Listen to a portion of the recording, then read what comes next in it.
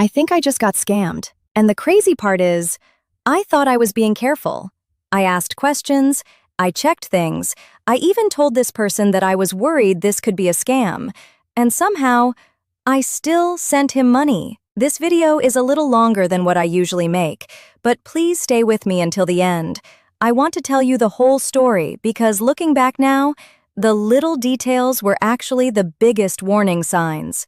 And somehow, this freaking guy didn't just get me to answer him, I gave him access to my YouTube channel. Okay, let me start from the beginning. It started with an email from a guy offering to help grow my YouTube channel. Nothing unusual there.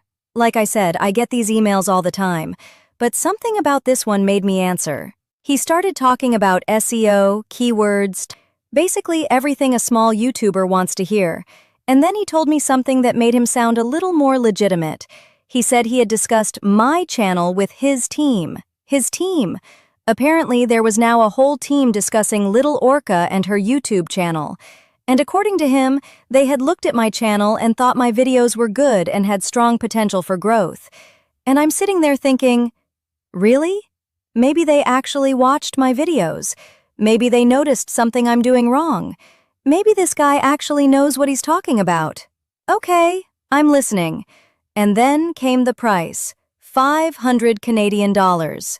Excuse me? $500? Yeah, no, absolutely not. I told him straight away that I couldn't afford that.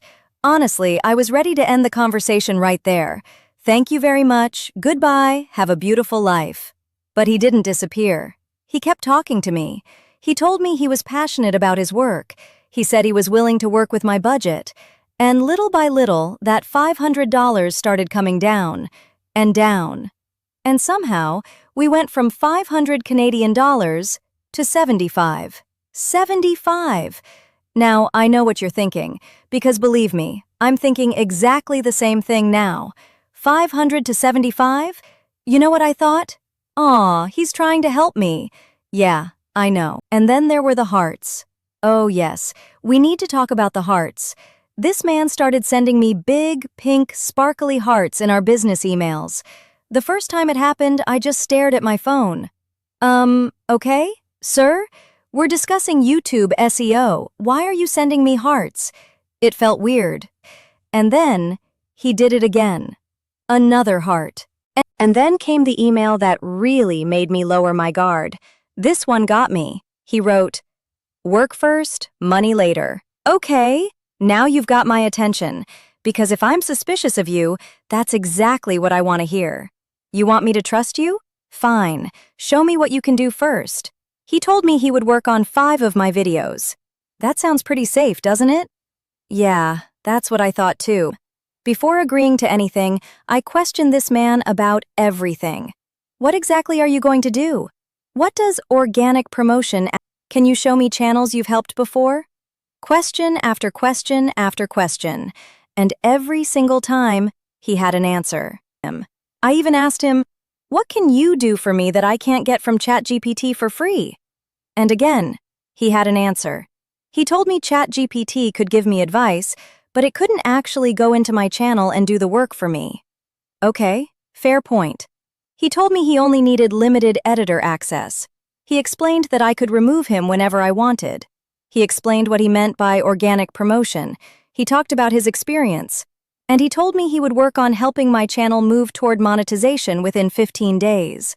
Maybe I was being too suspicious. Then came the payment. We agreed on 75 Canadian dollars. Half now, half when the work was completed. Okay, that made me feel better. At least I'm not paying everything up front. Then he tells me I can pay through PayPal. Perfect, I use PayPal. But then he asks me to send the money through friends and family. And immediately, I didn't like that, because I knew what that meant. If I send money through friends and family, I don't have the same buyer protection. I would rather pay through goods and services.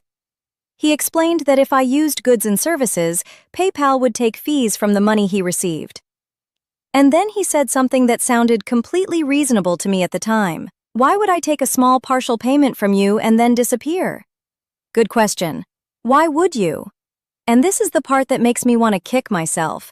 I actually started worrying about him losing money. I'm sitting there thinking, I don't want this poor guy to lose money because of PayPal fees. Seriously, Orca? So I agreed. I sent him $37.50 Canadian through friends and family, and I gave him limited editor access to my YouTube channel. And almost immediately, he confirmed that he had received everything. Great, we're ready. He has access, he has the money. And remember, this man had been telling me he was ready to start. So I'm thinking, okay, let's see what you can do. And then, nothing.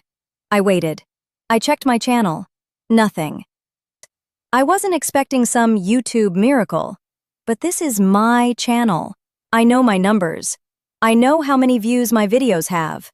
I can see my analytics, and I can see when something changes. So finally I asked him, when exactly are you planning to start working on my channel? And he tells me he's preparing a video sheet. A video sheet? Okay, I have no idea what that means, but fine. Maybe it's some professional thing I don't know about. He tells me he's going to apply the work to my videos tomorrow.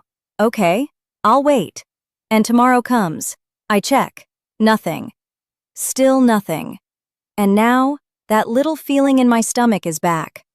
Something doesn't feel right. Because before I paid him, this man was very good at answering emails. He always had something to say. But now that he has my money, I'm starting to wonder, where did everybody go? So I emailed him. No answer. I emailed again. Still nothing. And eventually, I lost my patience. I sent him a message. I wrote, "Hello, did you scammed me?" And guess what happened? Now he answers. And his response? Oh, this one got me. He wrote, "You're making such a big issue over just $25, as if I'm going to take the money and disappear." Excuse me? Just $25? First of all, it was $37.50 Canadian. But that's not even the point. Who are you to decide how much of my money is important? Maybe $25 isn't a lot of money to you, but it's my money. I worked for it, and I paid you because you agreed to provide a service. But then he gave me an explanation. He told me there were serious political problems in his country, including problems with the government, and because of that, he hadn't been able to respond properly. And honestly, I didn't even know what country he was in. I still don't know exactly what situation he was talking about. So I'm not going to sit here and tell you whether his explanation was true or not. I don't know. And if something serious really was happening where he lives, of course I can understand that. But here's my problem. You made a business commitment to me. You took my money. You had access to my channel. And you told me you were going to start working. If something happened and you couldn't do the work, just tell me. One email. That's all it would have taken. Orca, I'm sorry. Something serious is happening here. I need a few days. I would have understood. But instead, after telling me I was making a big issue over just $25, so finally I decided, I'm done. I sent him an email telling him I didn't want to wait anymore. I told him he hadn't kept the promises he made to me. I told him that the lack of communication had made me lose confidence in continuing to work with him. And I asked for my $37.50 back. That's it. Cancel the agreement. Give me my money back. And as I'm recording this, I still don't know exactly how this story is going to end. Maybe he'll refund me. Maybe he'll suddenly contact me. Maybe I'll never hear from him again. If something changes, I'll update you. But honestly, the money isn't even the biggest reason I'm making this video. I'm making it because I want to warn other small YouTubers. And that is the part I really want you to hear.